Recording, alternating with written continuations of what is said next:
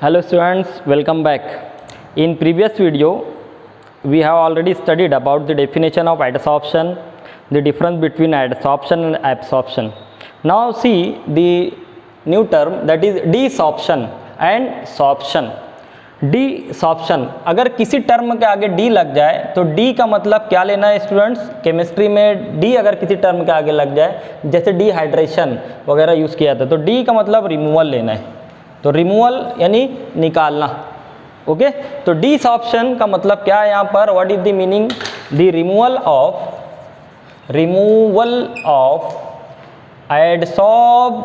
adsorbed substance,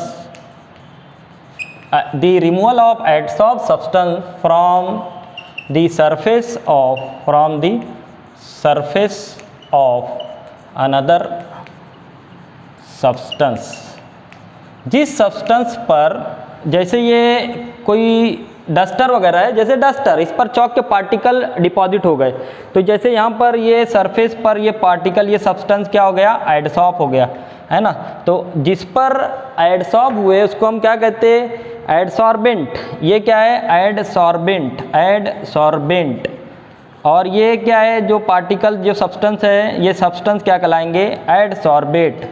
तो एडसॉर्बेट को अगर रिमूव कर रहे हैं हम, इसको रिमूव कर रहे हैं, ये पार्टिकल रिमूव कर रहे हैं, तो ये अमल क्या कहलाता है? Desorption. Removal of adsorbate the substance which are adsorbed on the surface of another substance, that is called as desorption. Clear? अब सॉर्प्शन का मतलब क्या है? सॉर्प्शन ऐसा नहीं है कि एडिशन, वो मतलब नहीं लेना है, इसका मतलब डिफरेंट है। when the adsorption and absorption, ये बहुत इंपॉर्टेंट टर्म है, कंफ्यूजन हो जाता है यहाँ पर, इसका अपोजिट ले लेते हैं, तो ऐसा नहीं है। when the adsorption and absorption process takes place simultaneously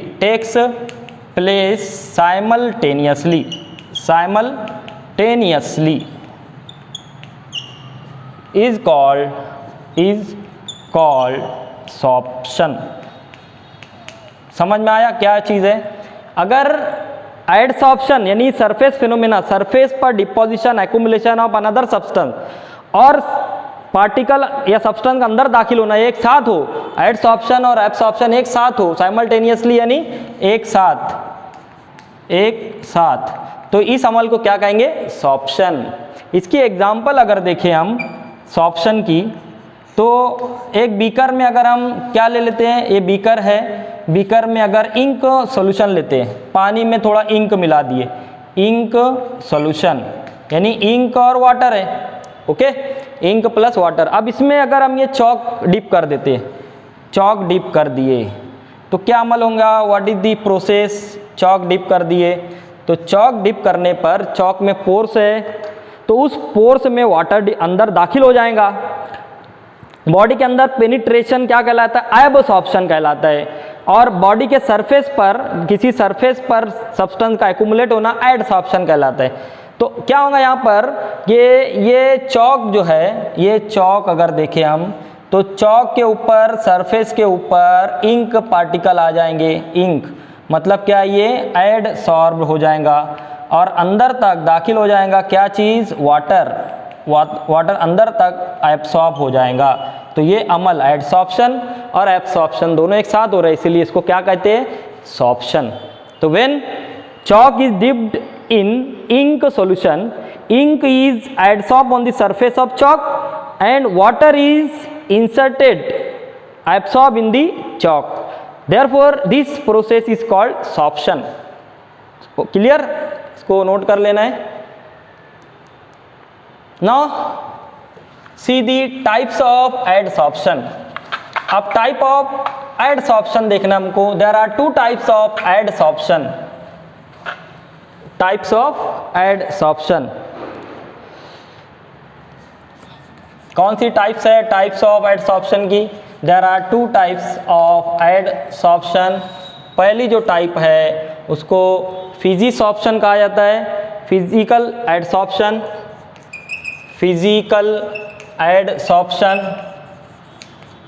या क्या कहते हैं इसको,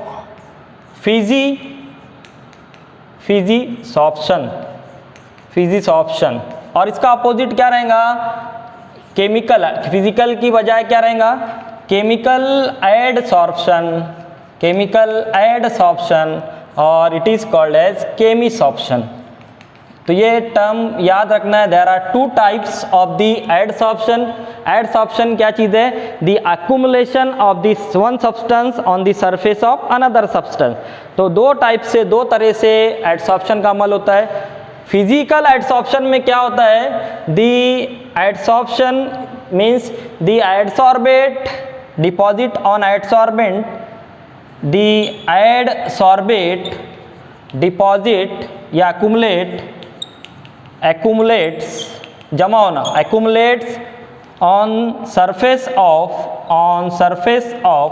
adsorbent by weak van der Waals force of attraction। क्या होगा यहाँ पर कि अगर कोई चारकोल वगैरह है, ये चारकोल अगर है, इस पर सॉल्ट पार्टिकल आ जाते हैं, ये चारकोल है, चारकोल क्या काम करता है, एज ए एडसॉर्बेट है ना, एडसॉर्बेंट है, चौक क्या है, एडसॉर्बेंट। और इस पर अगर नमक के सॉल्ट पार्टिकल आ जाते हैं, ये सॉल्ट है, तो सॉल्ट का काम क्या है, या सॉल्ट को क्या कहेंगे हम, इसको कहेंगे एडसॉर्बेट। तो यहाँ पर अगर जो सॉल्ट है और जो चारकोल है, उसके दरमियान अगर weak van der Waals force है, कोई केमिकल बॉन्ड नहीं बनती है, सिर्फ बहुत कमज़ोर अट्रैक्टिव फोर्स है, उसकी वजह से डिपोजिशन हो रहा है, तो उसको कहेंगे हम फिजिकल एडसॉर्प्शन। और ये अमल कैसा होता है, ये अमल होता है एक्सोथर्मिक, इट इज़ एक्सोथर्मिक। जैसे यहाँ पर अगर हम एक बॉटल लेते हैं, कोल्ड वाटर की बॉटल लेते हैं, और ये क्या है, ये कोल्ड वाटर, तो देखेंगे अगर फ्रीजर में से बॉटल निकाल के हम इन्वायरमेंट में रखते हैं, तो इसके ऊपर ड्रॉपलेट तैयार हो जाते हैं, बॉटल के ऊपर ड्रॉपलेट। तो क्या होता है, ये जो मॉइस्चर वाटर वेपर होता है एटमॉस्फेयर में, वो यहाँ आकर वेपर्स, ये किस में कन्वर्ट हो जाते हैं, वाटर वेपर में। मतलब ये उसमें की जो हरारत है वो खारिज हो जाती है। तो ये अमल जो है डिपोजिशन या एडसॉर्प्शन ही है। तो ये हरारत अपनी खारिज कर रहा है, इसीलिए इसको क्या कहेंगे, इट इज एक्सोथर्मिक। तो ये चीज़ें याद रखना है। फिजिकल एडसॉर्प्शन में क्या होता है, the substance which are adsorb on the surface by very weak van der Waals force, there will be no chemical bond between the adsorbate and adsorbent। Clear, it is exothermic, ये याद रखेंगे। ना अब chemical में आ जाते हैं हम, chemical adsorption. Chemical term use किया गया है, मतलब ये अगर कोई सब्सटेंस है जो सरफेस प्रोवाइड कर रहा है और उस पर जो पार्टिकल डिपॉजिट हुए हैं, तो ये पार्टिकल कैसे, बाय फॉर्मिंग केमिकल बॉन्ड। चाहे केमिकल बॉन्ड कैसी हो सकती है, आयोनिक हो सकती है या कोवैलेंट, आयनी बंदिश भी हो सकती है, हम गिरफ्त भी। मगर यहाँ पर एडसॉर्बेट और एडसॉर्बेंट के दरमियान बॉन्ड फॉर्मिंग होती है, तो therefore it is called as chemical adsorption या केमिसॉर्प्शन। तो यहाँ पर आमतौर पर क्या होता है कि गैस मॉलिक्यूल सॉलिड पर डिपॉजिट होंगे, gas solid, okay, solid support पर, इस तरह सॉलिड पर गैस। यहाँ पर भी ये अगर सॉलिड है तो ये कौन से मॉलिक्यूल रहेंगे, गैस, मगर कैसे, बाय फॉर्मिंग केमिकल बॉन्ड।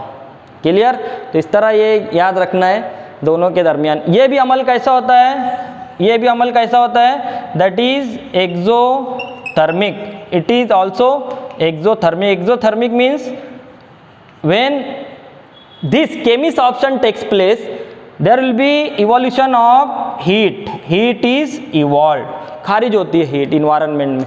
तो ये पहले दोनों टर्म टाइप्स ऑफ एडसॉर्प्शन है, फिजिकल एडसॉर्प्शन, केमिकल एडसॉर्प्शन। अब इन दोनों के दरमियान 2 मास के लिए अगर डिफरेंस आता है तो हम डिफरेंस देख लेते हैं शॉर्ट में, इसको नोट कर लेना।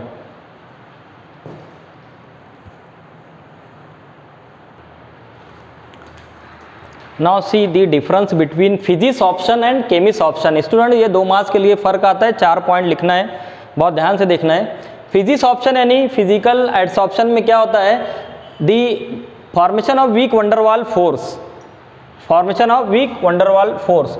अगर ये कोई सरफेस है उस पर जो सब्सटेंस डिपॉजिट हो रहा है तो दरमियान में कौन सा फोर्स बनता है, कोई केमिकल बॉन्ड नहीं बनती, बाय वीक वंडरवाल फोर्स, एक कमज़ोर अट्रैक्टिव फोर्स की वजह से डिपॉजिशन हो जाता है।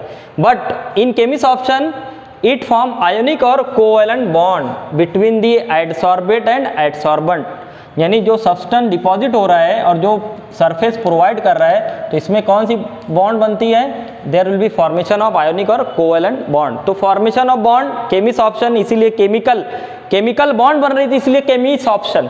फिजिकल प्रोसेस हो रहा है, सिर्फ कोई बॉन्ड नहीं बन रही है, चिपक जा रहा है जाकर, तो इसीलिए फिजिसॉर्प्शन।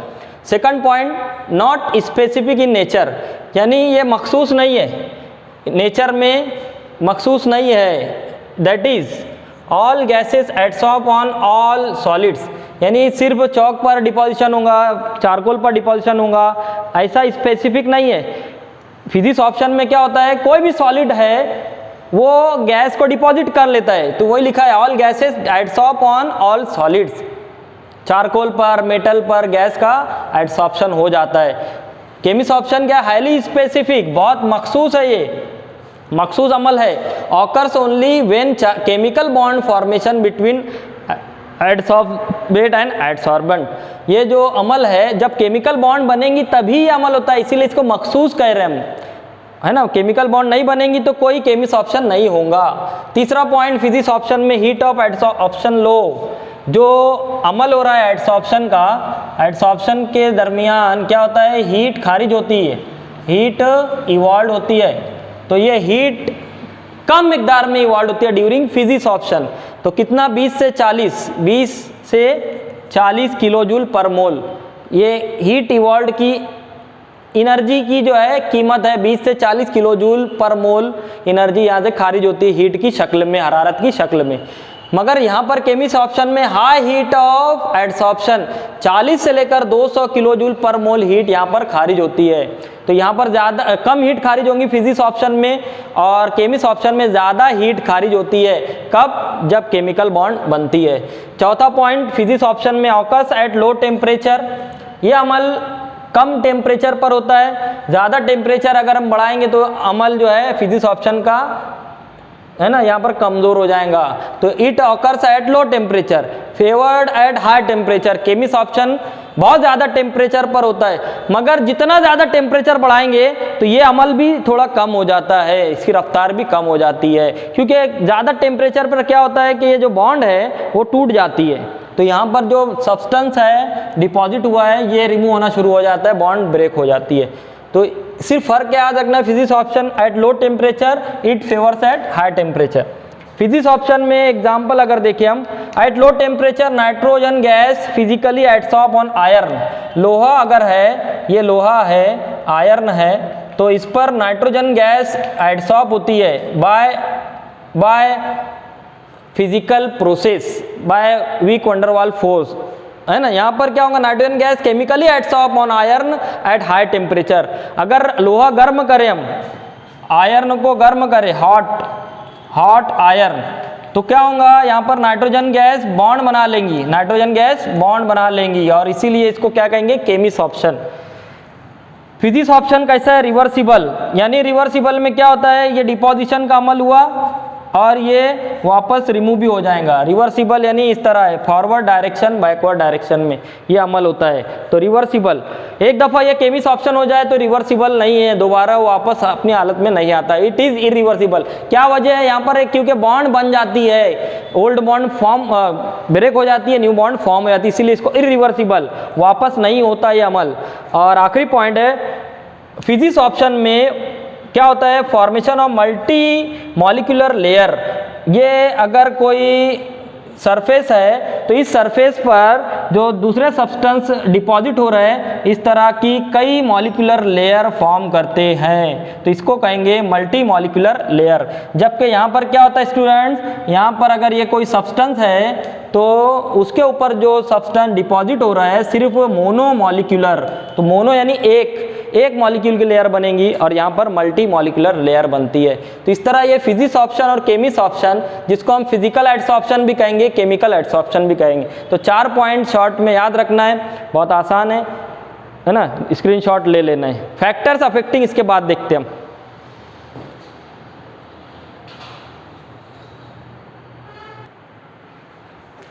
Now see next topic, factors affecting adsorption of gases on solid.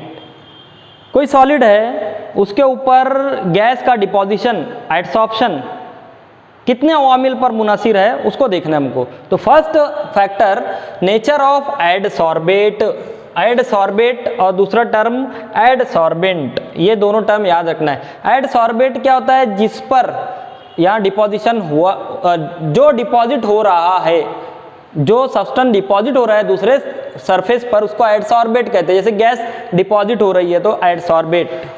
तो यहाँ पर क्या फैक्टर है नेचर ऑफ एडसॉर्बेट गैस का, कि जो गैस इजीली लिक्विफाई हो जाती है वो अच्छी तरह से एडसॉर्ब होती है। अगर ये सरफेस है उस पर सल्फर डाइऑक्साइड, क्लोरीन या अमोनिया आकर एडसॉर्ब हो रही है तो वो आसानी से लिक्विफाई हो जाती है। जैसे हम फ्रीज में से बॉटल निकालते हैं तो फ्रीज़र में से जो बॉटल निकालेंगे उसमें पानी बहुत ठंडा होता है, सर्द होता है, तो सर्द होने की वजह से बॉटल पर हम देखते हैं ऑब्जर्वेशन क्या रहता है कि यहाँ पर हमको ड्रॉपलेट दिखाई देते हैं, मतलब वाटर वेपर फौरन लिक्विफाई हो जाता है। उसी तरह का अमल अगर हो रहा है तो आसानी से एडसॉर्ब होंगी। तो ये चीज़ें याद रखना है कि the gas which easily liquefy adsorb easily. For example ये 3 गैस आसानी से लिक्विफाई होती है, जबकि nitrogen, oxygen, hydrogen difficult to liquefy, तो ये आसानी से एडसॉर्ब नहीं होती है ना। ये क्या है, ईजी टू एडसॉर्ब, तो ये ईजी टू एडसॉर्ब है, डिफ़िकल्ट टू एडसॉर्ब। जो गैस लिक्विफाई होंगी वो आसानी से एडसॉर्ब होंगी। दूसरा नेचर ऑफ एडसॉर्बेंट, एडसॉर्बेंट यानी जो सरफेस प्रोवाइड कर रहा है, जो सब्सटेंस सरफेस दे रहा है, इसको एडसॉर्बेंट कहेंगे। तो सिलिका जेल, चारकोल जेल होता है, एक सिलिका का जेल होता है, चारकोल यानी कोयला, provide large surface area and it is porous in nature. Porous यानी इसमें सुराख होते हैं, सुराख, पोर्स कहते हैं इसको, पोर्स यानी सुराख। तो ऐसे मटेरियल जिसमें सुराख हो या ज़्यादा सरफेस एरिया दे रहा है तो उसमें ज़्यादा एडसॉर्प्शन होगा, इसीलिए चारकोल सिलिका जेल बेस्ट एडसॉर्बेंट है। नेक्स्ट फैक्टर है सरफेस एरिया ऑफ एडसॉर्बेंट। एडसॉर्बेंट जो सब्सटेंस सरफेस एरिया प्रोवाइड कर रहा है, जैसे यहाँ पर हम देखें ये कम है, लेस या लो सरफेस एरिया, लेस, ये लार्ज सरफेस एरिया प्रोवाइड कर रहा है। तो तुमसे पूछा जाए कि कौन से मटेरियल पर ज़्यादा एडसॉर्प्शन होगा, जिसमें ज़्यादा सरफेस एरिया है, ये बहुत ज़्यादा सरफेस एरिया है तो ज़्यादा एडसॉर्प्शन, कम सरफेस एरिया ले रहे हैं हम तो कम एडसॉर्प्शन। तो surface area is directly proportional to adsorption, ये याद रखना है। यहाँ पर लार्ज सरफेस एरिया है तो मोर एडसॉर्प्शन, यहाँ पर क्या होगा, लेस एडसॉर्प्शन, ये याद रखना है। टेम्परेचर, ये फैक्टर क्या है, since adsorption is exothermic. Exothermic का मतलब क्या होता है, हीट इज इवॉल्व, हीट खारिज होती है स्टूडेंट्स। इस अमल में, एडसॉर्प्शन के अमल में हीट खारिज होती है। अगर एक अमल हीट खारिज कर रहा है और हीट इंक्रीज करते हैं, टेम्परेचर इंक्रीज करते तो वो अमल कैसा हो जाता है, सुस्त हो जाता है। According to scientist Le Chatelier principle, chemical equilibrium में वो टॉपिक आने वाला है। तो यहाँ पर temperature is inversely proportional to adsorption. Adsorption का अमल इनवर्सली प्रोपोर्शनल है टेम्परेचर, यानी टेम्परेचर अगर बढ़ाएंगे तो एडसॉर्प्शन कम हो जाएगा, टेम्परेचर कम करेंगे तो एडसॉर्प्शन ज़्यादा हो जाएगा। तो इट इज़ एक्सोथर्मिक, हीट खारिज होती है, पहले गर्म हो रहा है वो और गर्म करे तो वो अमल सुस्त हो जाता है एडसॉर्प्शन का। तो ये इतना याद रखना है। और लास्ट है pressure of the gas. Pressure of the gas, यानी ये सरफेस है, मेटल सरफेस है, इस पर गैस डिपॉजिट हो रही है। ज़्यादा प्रेशर में गैस को अगर हम डिपॉजिट करें तो ज़्यादा एडसॉर्प्शन होगा। तो यहाँ पर pressure is directly proportional to adsorption of gas. तो गैस का एडसॉर्प्शन देख रहे हैं हम, तो जितना ज़्यादा प्रेशर रहेगा गैस का उतना ज़्यादा एडसॉर्प्शन। तो ये 5 फैक्टर है। नेचर ऑफ एडसॉर्बेट, यानी गैस को एडसॉर्बेट कहेंगे। एडसॉर्बेंट यानी सिलिका जेल या चारकोल एडसॉर्बेंट है ना, नेचर पोरस है। सरफेस एरिया, जैसे चारकोल सॉलिड, कम, छोटा चारकोल है, छोटा कोयला है तो कम एडसॉर्प्शन, बड़ा कोयला ले रहे हैं हम तो ज़्यादा एडसॉर्प्शन। नेक्स्ट टेम्परेचर, एक्सोथर्मिक का ये अमल, एडसॉर्प्शन का अमल एक्सोथर्मिक होता है, हीट खारिज होती है, इसलिए जितना हम ठंडा करेंगे उतना एडसॉर्प्शन ज़्यादा होगा। तो इसको हम क्या कहेंगे, temperature inversely proportional to adsorption. और लास्ट है प्रेशर ऑफ द गैस, जितना ज़्यादा प्रेशर रहेगा गैस का उतना ज़्यादा प्रेशर पर वो गैस एडसॉर्ब होंगी। प्रेशर ही नहीं है गैस का तो वो एडसॉर्ब भी नहीं होंगी सरफेस पर। ओके, तो ये फैक्टर्स एकदम सिंपल है, इसको स्क्रीनशॉट लेना है। तो आज के वीडियो में हम यहाँ पर स्टॉप करते हैं, नेक्स्ट वीडियो में नेक्स्ट टॉपिक देखना है। Thank you.